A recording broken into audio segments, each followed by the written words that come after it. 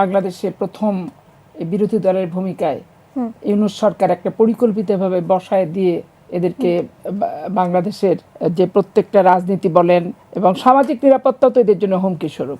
কারণ এদের প্রত্যেকটার ওয়াজ দেখবেন শুধু মেয়েদের বিপক্ষে করে, মেয়েদের অঙ্গ ভঙ্গিমা, চোখ কান নাক মুখ সবকিছু নিয়ে, নায়িকা গায়িকা সমস্ত কিছু নিয়ে এবং বিকৃতভাবে উপস্থাপন করে। তো এতে কি উৎসাহিত হয় না যারা ধর্ষক? এতে কি উৎসাহিত হয় না যারা মেয়েদেরকে স্কুলের সামনে দাঁড়ায়, কলেজের সামনে দাঁড়ায় ইফটিজিংয়ের সম্মুখীন করে, টিচ করছে? তারা কি হচ্ছে না?